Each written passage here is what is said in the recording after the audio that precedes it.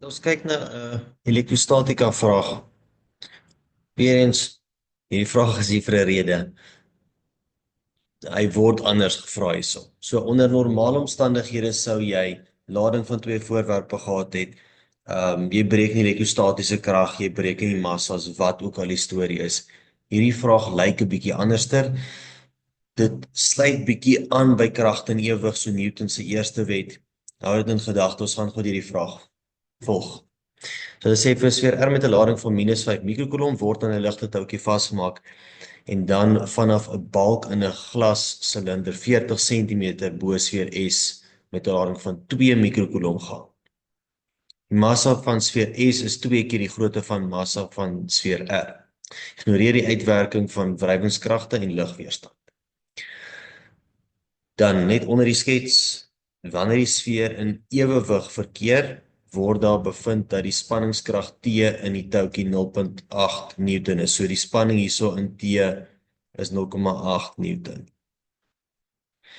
Belangrik hierso is 'n paar goeters wat ek gaan vir jou uitwys. As dit in ewewig verkeer, sfeer S se grootte is 2 keer groter as die van sfeer R. En dan die afstand 40 cm bokant mekaar. So as hulle vra by 5.1 Newton, asseblief nie Newton nie, Coulomb se wet, weer eens teorie leer skryf neer, daar's niks daaraan nie, dis net 'n definisie. Onthou net die direk en die omgekeerd eweredig wat gaan oor die ladings, produk van die ladings bygesê, en die kwadraat van die afstand is nie middelpunte. Dan 5.2 beteken 'n benoemde vryliggaam diagram van al die kragte wat op sfeer R inwerk. So R is die fokus. So in hierdie geval, al die kragte wat op R uitwerk of inwerk, is natuurlik opwaarts die spanning in die tou. Afwaarts het jy jou gewig, omdat hy natuurlike massa het. En hier is ons na die vangplek. As jy gaan kyk na die twee ladings, jy sien die een is -5 mikrocoulomb en die ander is +2 mikrocoulomb. So natuurlik gaan hierdie twee mekaar aantrek. Ja, S word opwaarts aangetrek, R word afwaarts aangetrek. Die fokus is R. So omdat R die fokus is, teken ek daai sfeer se vryliggaam diagram.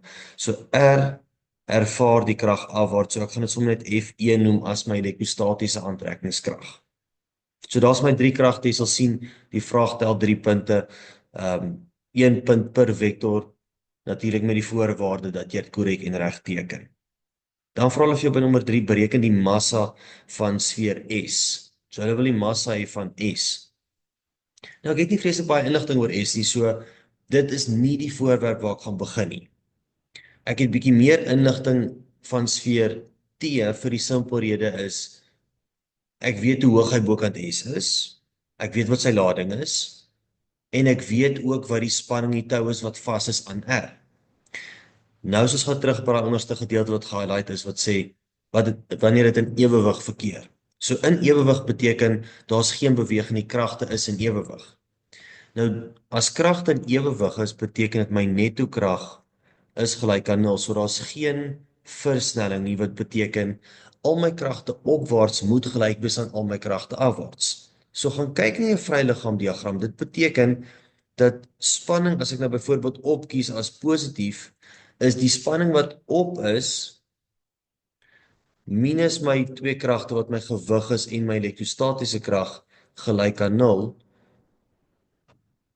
of jy kan dit gaan opbreek om te sê spanning opwaarts is gelyk aan gewig plus elektrostatiese krag wat afwaarts is. Nou ek weet vir die spanning is, hulle gee my die waarde van 0.8 Newton, Fg is m mal g, so gravitasieversnelling, wat 9.8 is. Hulle het niks gesê van die elektrostatiese krag nie. Dit is gewone Coulomb se wet, dis gewone formule wat F is K Q1 Q2 op R kwadraat is. Op R kwadraat. So as ek dit in gedagte gaan hou, gaan ek doodeenvoudig net my waardes daarvolgens gaan invervang. So my elektrostatiese krag is K wat my konstante is, 9 maal 10 tot die mag 9, en dan my twee ladings wat -5 mikrocoulomb is, en onthou ons vervang nie die minus in nie. Die minus het ek reeds in berekening gebring toe ek gesê het, maar die aantrekkingskrag is af vir R, En dis hoekom ek my vryliggaam diagram so geteken het. So in Coulomb se wet moenie jou tekens in vervang nie, net die syfers, net die waardes. So 5 mikrocoulomb, so 5 maal 10 tot die mag minus 6 en die ander een was gewees 2 mikrocoulomb, so 2 maal 10 tot die mag minus 6. En natuurlik die afstand uitmekaar het was gewees, wys net gou vinnig vir jou, was gewees hier 40 cm. So onthou net om die afstand om te skakel in meter en onthou die kwadraat. Selfde soos by Newton se universele gravitasiewet, onthou die omskakeling na meter toe, onthou die kwadraat, so maal 10 tot die mag minus 2 vir omskakel na meter, en dan onthou die kwadraatgedeelte. Nou as jy mooi gaan kyk, sal jy sien jy eindig op met 'n vergelyking wat net massa onbekend is. Jy het die spanning, jy het die konstante wat gravitasieversnelling is 9.8 en jy kan die elektrostatiese krag bereken. Nou as jy alles gaan intik en gaan bereken soos wat jy moet, gaan jy opeindig met die massa van 0,024 kilogram. Okay. Op hierdie punt wil ek jou vinnig waarsku. Moenie die massa omskakel na gram toe nie. Ja, dit lyk en dit lees makliker 24 gram teenoor 0,024 kilogram. Ek sien te veel keer kinders wat 'n vraag reg doen, 'n omskakeling doen en nou gaan sê jy dit is 240 gram. Omdat hierdie jou finale antwoord is wat jy geskryf het en dit is 'n verkeerde omskakeling, verloor jy hier 'n punt. Ek kan nie vir jou 'n punt hier gee selfs al is dit die regte waarde nie. Jou finale antwoord is jou finale antwoord. So los die omskakeling. As die vraag nie vra, skakel dit om nie, los net so. Nou, is nog nie klaar met die vraag nie. Hierdie is nog alles die inligting van voorwerp R waarmee ek gewerk het. Die spanning die tou wat vas is aan R. R se massa, die elektrostatiese krag van R. Die vraag het gevra, en ek wys dit gou vir jou uit, bereken die massa van S. Nou die teks het vir my gesê, en ek het ook vir jou gehighlight, S se massa is 2 keer die grootte van R. So, doen net jou laaste stap. S se massa is 2 keer R se massa, wat beteken, dis 2 keer 0,024 kilogram. So S se massa is 0,048 kilogram. Weereens, moenie dit omskakel nie, los dit soos wat dit is. Dan, sfeer R en S word nou in kontak gebring. Nou vra hulle vir jou teken die elektriese veldpatroon wat tussen sfeer R en S na kontak ontstaan. Jy het nie 'n berekening of 'n som gedoen om nou die lading te bepaal nie, maar dit kan jy gou vinnig gaan uitwerk. As ek die lading gaan uitwerk na kontak, weer eens is minus 5 mikrocoulomb en plus 2. Hulle het nie gevra ek moet dit doen nie, maar jy gaan nou verstaan hoekom ek dit doen. So, die nuwe lading is QR se lading plus QS se lading gedeel deur 2.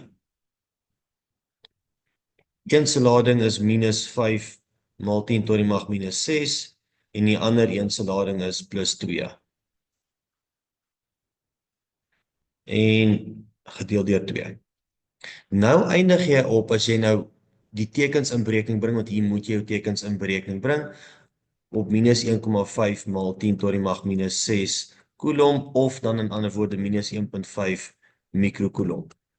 Ek is nie bekommerd oor die waarde nie. Vir my is die fokus die minus, want die minus bepaal oor in watter rigting teken ek my elektriese veldlyne of my elektriese veldpatroon. Die vorm gaan dieselfde lyk, dit gaan net bepaal oor in watter rigting wys my pyltjies. Nou na kontak het albei voorwerpe presies dieselfde lading. So in ander woorde, albei se lading is ewe groot. So die veldpatroon om albei moet presies dieselfde lyk. So hier is ons my twee voorwerpe, R en S, jy kan besluit watter een is watter een. Omdat hulle dieselfde lading het, gaan hulle mekaar natuurlik afstoot. So my veldpatroon gaan iets soos die volgende lyk.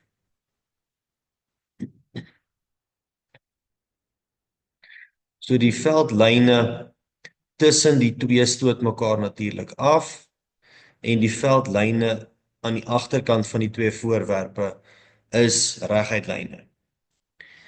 Omdat die twee dieselfde lading het, teken ek dieselfde hoeveelheid lyne op albei. So as ek ekstra lyne gaan inteken op die een, moet ek ekstra lyne gaan inteken op die ander een ook, want hulle het dieselfde lading. En nou weer eens, omdat albei negatief is, moet die veldlyne vir beide na die voorwerp toe wys. Ja, jy moet 'n pylpunt op elke elektriese veldlyn gaan teken. So daar is al my pylpunte. En jy sal sien die vraag tel 3 punte. Die 3 punte wat toegeken word is vir die volgende. 1. Is die veldpatroon korrek reg? Het jy die regte veldpatroon geteken vir die regte voorwerpe wat twee negatiewe voorwerpe is na kontak? Teken jy die veldlyne wat hulle nie aan mekaar raakkruis of sny nie? Tweede punt. En derde punt, rigting. Het jou pylpunte op elke elektriese veldlyn gesit om die rigting aan te dui? So dis die vraag. Net gou terug na vraag 5.3 toe, net 'n vangplek soos ek vir jou noem en uitwys. Dis 'n bietjie 'n kombinasie van elektrostatika, Coulomb se wet en Newton se eerste wet, kragte en ewewig.